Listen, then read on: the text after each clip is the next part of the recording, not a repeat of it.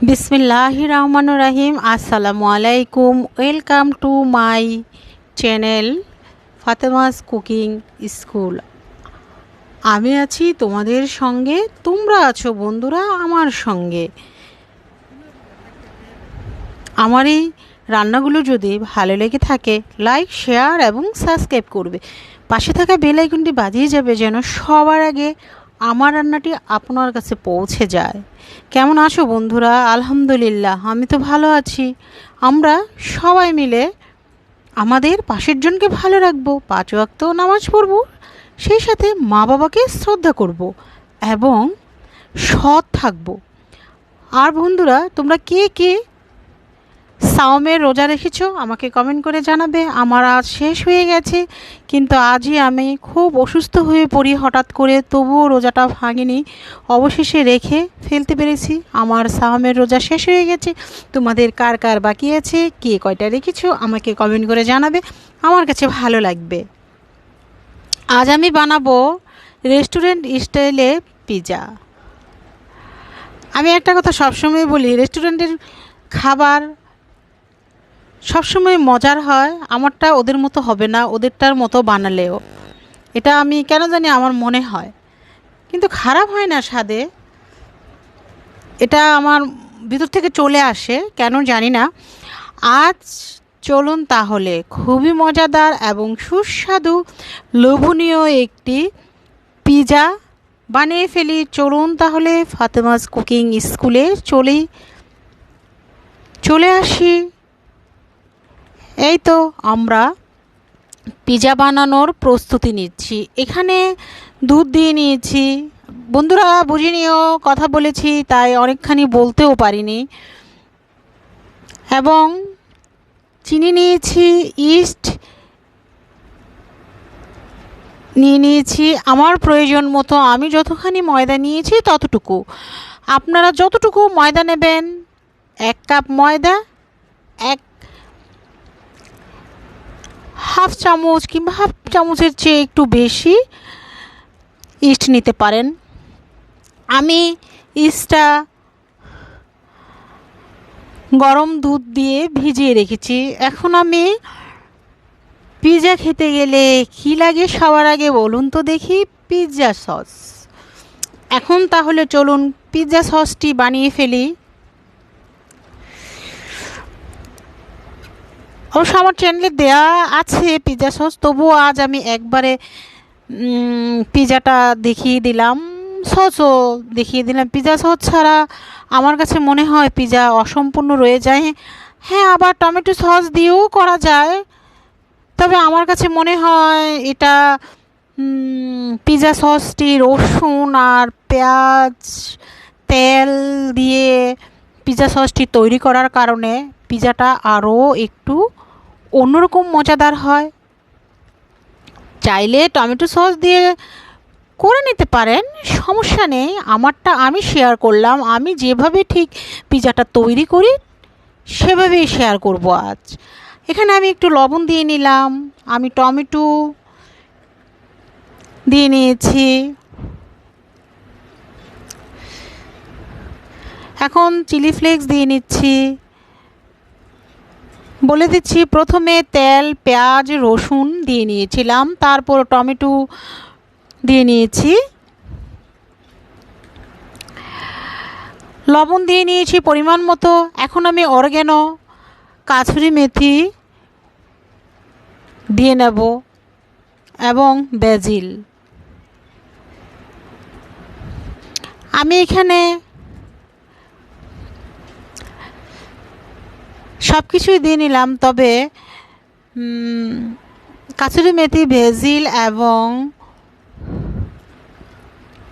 এগুলো দিলে যে কোনো খাবারের স্বাদ আরও অনেকখানি বাড়িয়ে তোলে। এভাবে ট্রাই করে একবার দেখবেন, হয়তোবা ভালো লাগতে পারে। এই তো আমার ইস্টটি অ্যাক্টিভ হয়ে গেছে, আর যেহেতু গরম দুধ দিয়ে করেছি আরও তাড়াতাড়ি অ্যাক্টিভ হয়ে গেছে।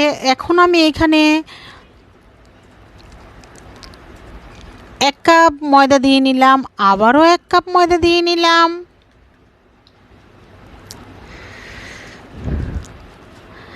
এই তো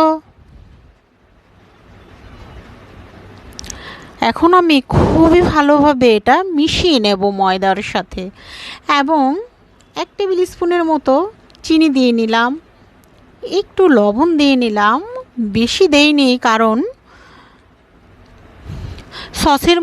পিৎজা সসের মধ্যে লবণ দেওয়া আছে। চাইলে আপনারা পিৎজা সস ডিপার্টমেন্ট স্টোর থেকে কিনেও নিয়ে আসতে পারেন, যদি অত কষ্ট করতে না চান, সমস্যা হবে না, স্বাদেরও কোনো হেরফের হবে না। আমার পিৎজা ডোটি হয়ে গেছে এবং ফুলে উঠেছে, দেখুন অনেকখানি ফুলে উঠেছে। এখন আমি এটা হাওয়াটা বের করে নেব, নিয়ে আবারও একটু খুবই ভালোভাবে ময়ান করে নেব।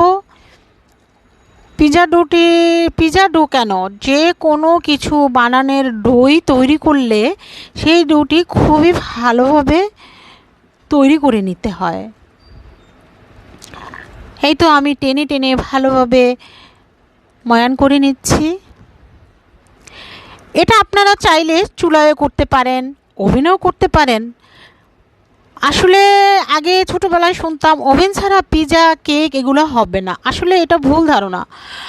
আমার বিগত অনেক বছরের অভিজ্ঞতার আলোকে থেকে বলবো যে আসলে যে পাত্রে যে জিনিসটা তৈরি করব তার নিচে গরম তাপটা আসলেই হলো। সেটা আপনি যদি কয়লা দিয়েও গরম তাপটা দেন তাহলেও আপনার পিৎজা কেক সব কিছুই হবে। আজ আমি আসল রহস্যটা বলে দিলাম। আর ছোটোবেলায় এইরকম শুনতাম হবেই না ওভেন ছাড়া। এই তো আমি পিৎজা প্যানে পিৎজাটা রেডি করে ফেললাম। এখন আমি পিৎজা প্যানে রেডি হয়ে গেছে আমার ডোটি। এখন আমি কাঁটা চামচ দিয়ে কেটে কেটে নিচ্ছি যেন এটা ফুলে না ওঠে। আর আমি যেভাবে বানাই কাঁচা ডোটার উপরেই দিলে মূলত আমার কাছে মনে হয় ভালো লাগে। আর যে এটা চিন্তা করবেন না যে কাঁচা ডোয়ের মধ্যে সব কিছু দিয়ে পিৎজা বানালে পিৎজাটা কাঁচা থাকবেন না, এটা কখনোই না। হাজার হাজার রেস্টুরেন্টে বানাচ্ছে এভাবেই, কোনো কিছুই হচ্ছে না, তাই ভয় পাবেন না। চাইলে রুটি ছেঁকেও নিয়ে করতে পারেন, কাঁচা দিয়েও করতে পারেন, স্বাদের কোনো হেরফের হবে না, টেস্ট একই রকমের হবে। এই তো আমি পিৎজা সস দেওয়ার পরে আমার স্বাদের চিজ দিয়ে নিলাম। সবাই জানে আমরা মা মেয়ে চিজ লাভার, তাই আমাদের ঘরে চিজ আর মাশরুম থাকবেই, ক্যাপসিকাম, সসেস, চিকেন সসেস এগুলো থাকবেই। আমি চিকেন সসেসগুলো কিউব করে কেটে নিয়েছি। এখানে আমি কিছু পেঁয়াজ কুচি কুচি করে নিয়েছিলাম, এটা ইচ্ছে না চাইলে নাও দিতে পারেন, আমার ভালো লাগে তাই আমি দিয়েছি। এটা অপশনাল, নাও দিতে পারেন, কোনো সমস্যা হবে না না দিলে। এখন আমি ক্যাপসিকামগুলো দিয়ে নিচ্ছি। এই ক্যাপসিকামগুলো আমারই নিজের গাছের, অনেক আনন্দ লাগে নিজের গাছের নিজের হাতের কোনো কিছু তৈরি করলে, সেটা কিন্তু অনেক আনন্দের হয় এবং সেই জিনিসটা মজা না হলেও অনেক মজা হয়। এখন আমি দিয়ে দিব সসেস। আমি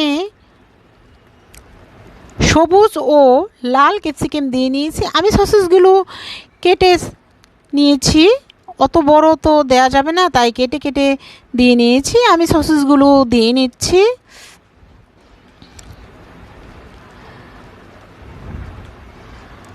এই তো আমার সসেসগুলো দেয়া হয়ে গেল। আমি আবারও চিজ দিয়ে নিলাম, মানে পিৎজা মানেই চিজ আর চিজ।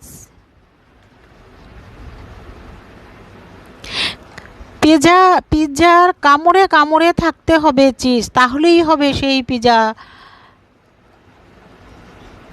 মজা। এখন আমি একটু গোলমরিচ ক্রাশ করে দিয়ে নিয়েছি, এটা অপশনাল, না চাইলে নাও দিতে পারেন।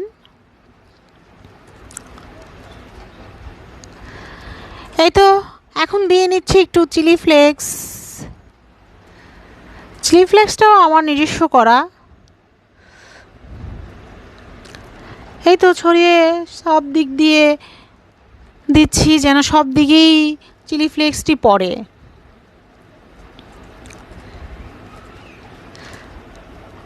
আবারও চিজ দিয়ে নিলাম।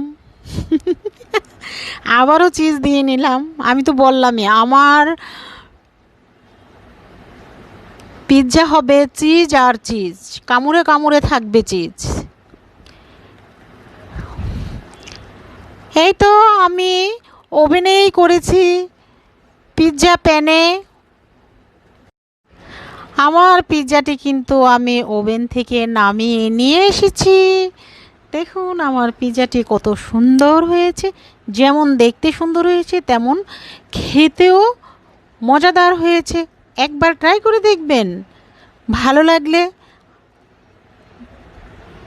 লাগবে, বানিয়ে খেয়ে দেখবেন। আর কেউ যদি আমার এই রেসিপিটি তৈরি করেন তাহলে বানিয়ে আমাকে আমার ফাতেমাস কুকিং স্কুলের পেজে ছবি উঠে পাঠাবেন। আমার ভালো লাগবে, অনেক ভালো লাগবে।